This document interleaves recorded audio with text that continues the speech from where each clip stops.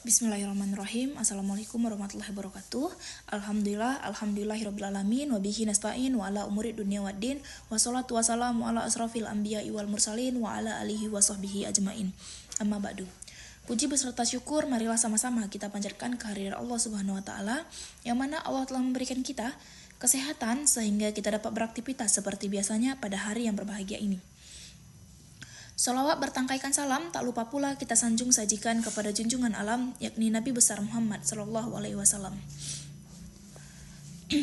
Adapun maksud dan tujuan saya untuk membuat video ini ialah syarat dari tugas syarat final di MK Acehnologi dengan dosen pengampu Ibu Evi Yuliana STHI MSc.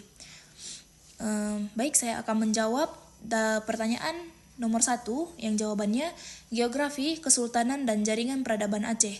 Letak geografis Aceh di ujung barat, Laut Pulau Sumatera dengan pantai yang menghadap ke Selat Malaka dan Samudra Hindia.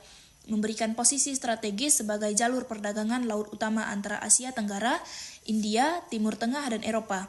Ini memfasilitasi arus barang seperti rempah-rempah, lada pala, tekstil, dan emas yang menarik perdagangan dari berbagai peradaban termasuk Arab, Persia, India, dan Cina.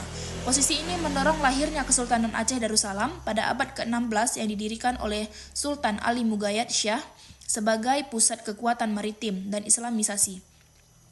Nah, kesultanan ini berkembang menjadi imperium perdagangan yang kuat terlibat dalam jaringan peradaban dunia melalui hubungan diplomatik dan perdagangan dengan Kesultanan Ottoman, Mughal India, dan Portugis, meskipun sering berkonflik dengan kolonial Eropa seperti Belanda dan Inggris.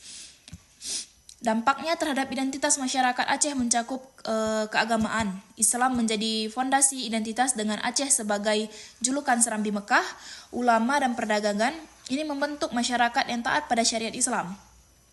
Selanjutnya politik, kesultanan menciptakan struktur kekuasaan sentralisasi di bawah sultan yang mempengaruhi sistem pemerintahan hingga era modern termasuk otonomi khusus Aceh di Indonesia.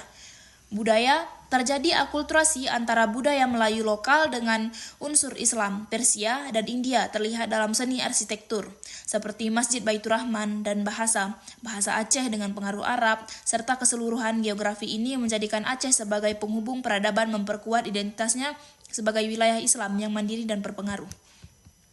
Selanjutnya jawaban dari pertanyaan nomor 2, yaitu ulama Aceh dan pembentukan struktur sosial. Ulama Aceh seperti Hamzah Pansuri abad ke-16-17, Syamsuddin Al-Sumatrani, dan Abdul Rauf Singkil memainkan peran krusial dalam pengembangan keilmuan Islam melalui tasawuf, fikih, dan tafsir Al-Quran. Mereka menulis karya-karya penting seperti Syair Perahu oleh Hamzah Pansuri yang menyebarkan ajaran Islam secara luas dalam kehidupan sosial ulama dan membentuk struktur masyarakat melalui pendidikan di dayah atau pesantren tradisional.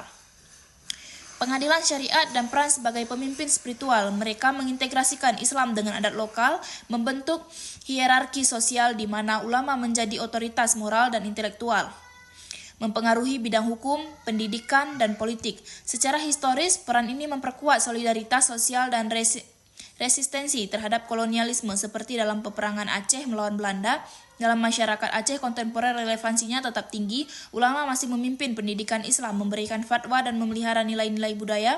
Namun, tantangannya adalah adaptasi dengan modernitas, seperti integrasi dengan sistem pendidikan nasional dan peran dalam dialog antar agama. Relevansi ini penting untuk menjaga identitas keagamaan di tengah globalisasi, mendorong ulama sebagai agen perubahan sosial yang seimbang antara tradisi dan inovasi. Nah, jawaban dari pertanyaan yang nomor 3, syariat Islam dan dinamika sosial Aceh. Syariat Islam di Aceh diterapkan sebagai hukum positif sejak masa Kesultanan Aceh pada abad ke-17 dengan dasar ulama Al-Quran, hadis, dan ijtihad ulama.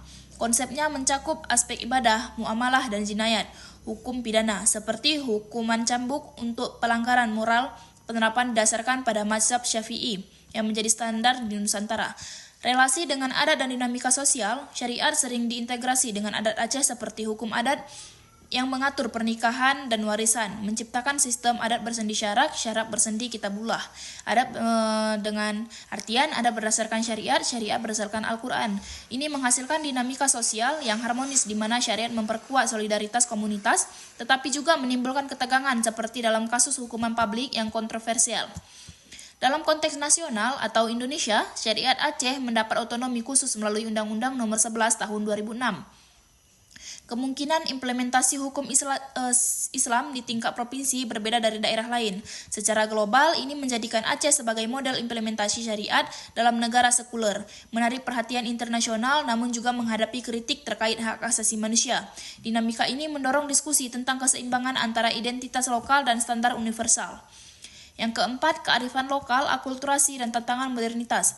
Kearifan lokal, Aceh meliputi adat istiadat seperti gotong royong, di menasah, seni seperti tari saman dan rebana, serta arsitektur rumah adat atau rumah Aceh yang mencerminkan nilai solidaritas dan keseimbangan alam. Akulturasi Islam terlihat dalam integrasi unsur budaya lokal dengan ajaran Islam, seperti dalam upacara pernikahan yang menggabungkan doa Islam dengan adat, atau dalam sastra seperti hikayat yang bercerita tentang Nabi dengan gaya Melayu.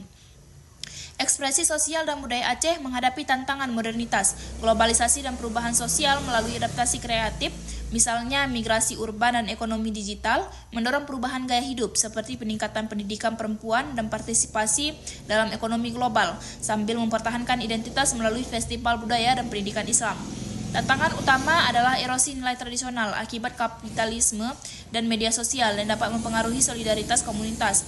Namun, masyarakat Aceh merespon dengan gerakan revitalisasi seperti promosi wisata budaya dan pendidikan multikultural. Untuk menjaga keseimbangan antara warisan lokal dan kemajuan modern, globalisasi juga membawa pulang seperti jaringan diaspora Aceh yang memperkuat budaya di luar negeri. Nah, mungkin itu saja yang dapat saya sampaikan. Lebih dan kurang saya mohon maaf. Wabillahi taufiq wal hidayah. Wassalamualaikum warahmatullahi wabarakatuh.